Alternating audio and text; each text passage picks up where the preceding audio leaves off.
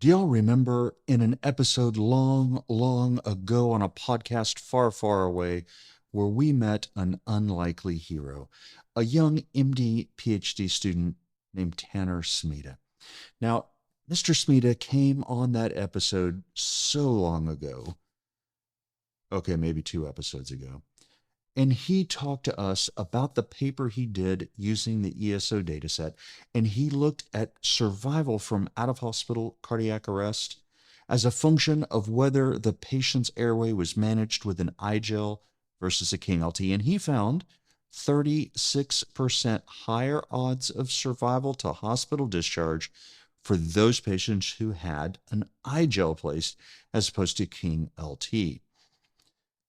Now, the force is clearly strong with this one. And as a matter of fact, he has taken that force and dove into the CARES dataset. So that's another out of hospital cardiac arrest dataset. It's a little more validated data than ESO, and it has some improved outcome information, specifically CPC codes. So we can determine functional neurologic outcomes. So the question he wanted to ask is, using the CARES dataset, do we find the same results that he saw in ESO? Has he found the way? Stick around. We'll be back and we'll find out. What is a lighthouse? It is a tower with a bright light at the top, located at an important or dangerous place. The main purpose of a lighthouse is to serve as a navigational aid and to warn of dangerous areas.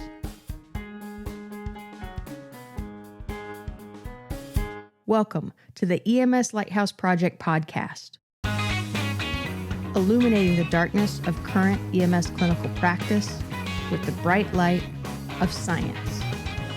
Here's your host, Dr. Jeff Jarvis. Howdy, y'all. I'm Dr. Jeff Jarvis. Welcome back to another episode of the EMS Lighthouse Project podcast, where we shine the bright light of science on the darkness of current EMS clinical practice.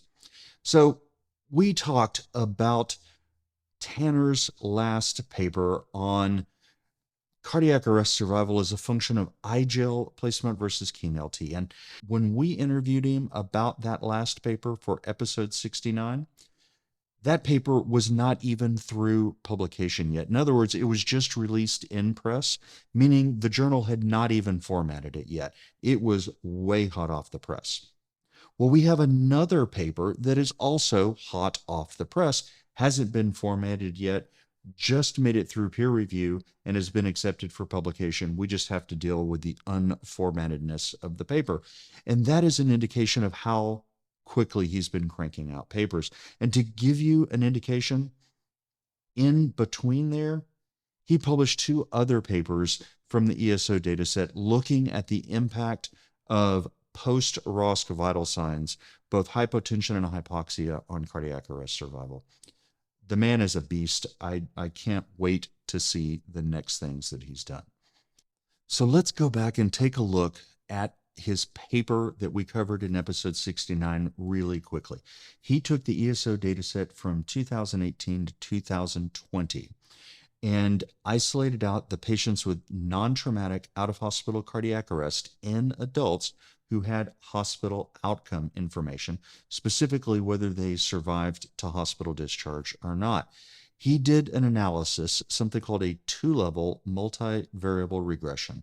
He got results from that, and then he also did a propensity matched analysis where he calculated a propensity score to try to control for all of the variables between the 2 groups that were not controlled for, things that can improve or decrease survival that have nothing to do with airway, things like age and sex and whether it was a witnessed arrest, what the initial rhythm was, what the response time was, all of those things.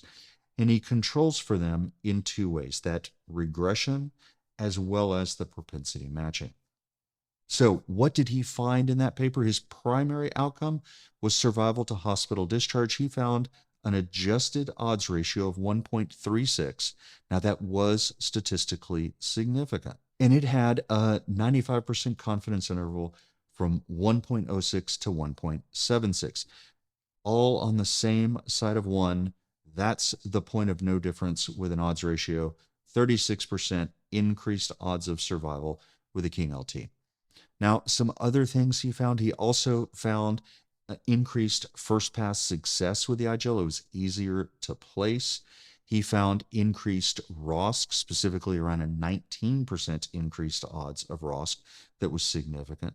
He also found decreased odds of rearrest in those patients with the supraglottic. Now, there was an important limitation to this. There are lots of limitations with all observational studies, but the one that I found was most important is he was looking at patients who had an iGel or a KingLT, but did not control initially in these results for whether it was an initial airway or a rescue. He did do a sensitivity analysis that looked at whether he basically excluded all of the intubations and then redid the analysis with patients who had never had an intubation attempt, just an iGel or a KingLT, and their survival advantages went away. So we were left wondering, is this a function of the iGel or the KingLT, or is what we're really seeing, maybe there were more failed airways in the KingLT group than the iGel, and we know from Murphy's work in Seattle that there's decreased survival with each additional missed intubation.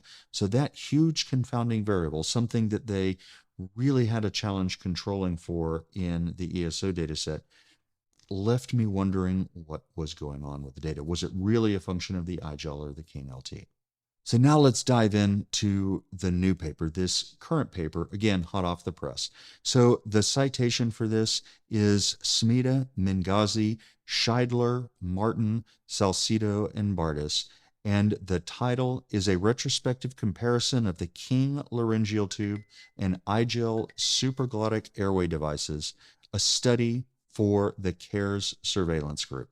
This was published, just a few days ago, April 2023. So truly hot off the presses. Again, he took the CARES data set from 2018 to 2021, looking only at adult non-traumatic out-of-hospital cardiac arrest who had a supraglottic airway placement, specifically with either the iGel or the KingLT. Now, he looked at the association between the type of airway and functional neurologic survival. So his methods, again, he used a two-level multivariable regression analysis. So what in the hell does all of that mean? So because there are several hundred, actually I think it's over 1,000 different agencies in CARES, we know that some agencies are better at cardiac arrest than others. So there may be an effect on survival that has nothing to do with airway, but is only because of the agency that they are treated by. So that's what the two-level regression attempts to control for. They add in a factor of the EMS agency, and that controls for the variation between agencies. He also controlled for all of the usual Utstein variables, age, sex, etc., etc. So his bottom line results: improved functional neurologic survival with the iGel compared to the KingLT, specifically 5.4% survival with iGel. Now, this is all comers, remember, not just VFib cases.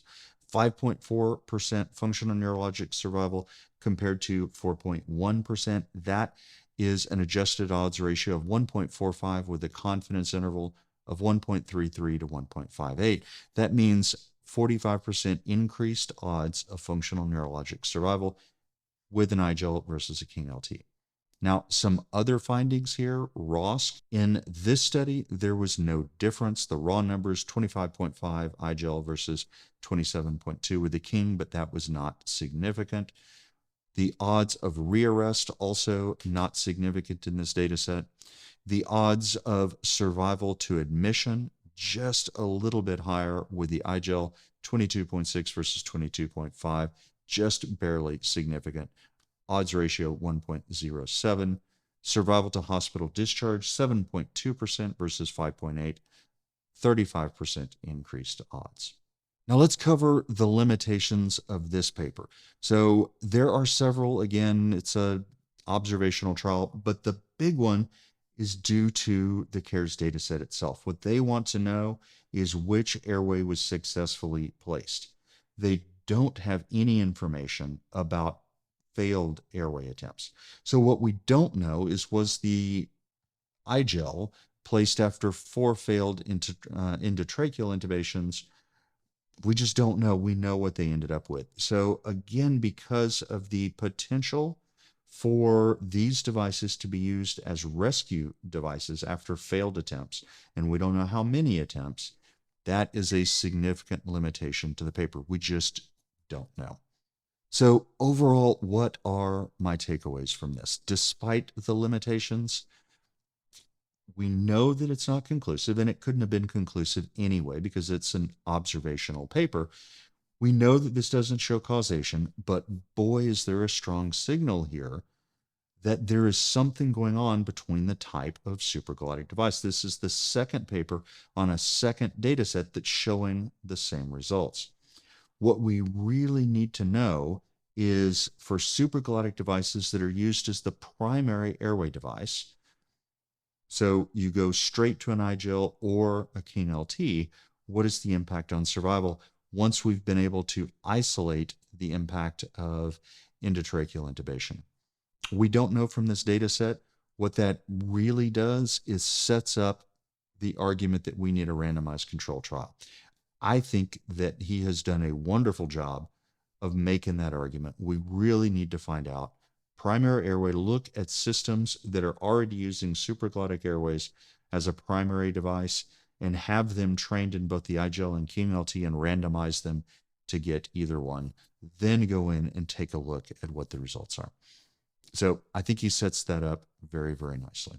The other thing I think this proves is that to have an impactful paper, and I think there will clearly be impact from this, your paper doesn't have to be long. It doesn't have to be wordy. It doesn't have to be filled with massive data tables and huge graphs. You really need to read this paper because he went in, he got to the point, and he got out. I think it was a very clean paper, very clear question. The methods were straightforward and simple. Impactful results because the question was clean, the analysis was clean. He got in, said what he needed to say, get out.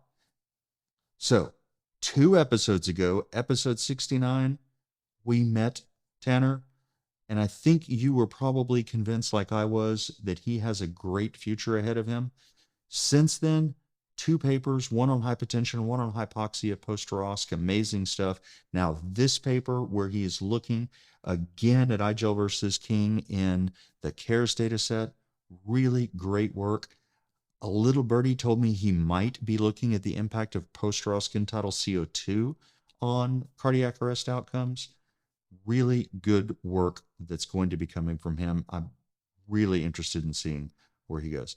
Guys, I hope this has been informative. I know it's a little shorter than the normal podcast, and the reason, Astros are on.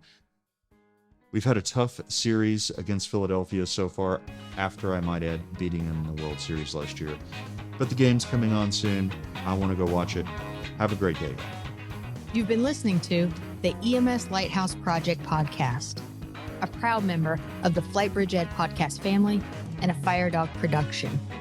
Visit flightbridgeed.com for more information.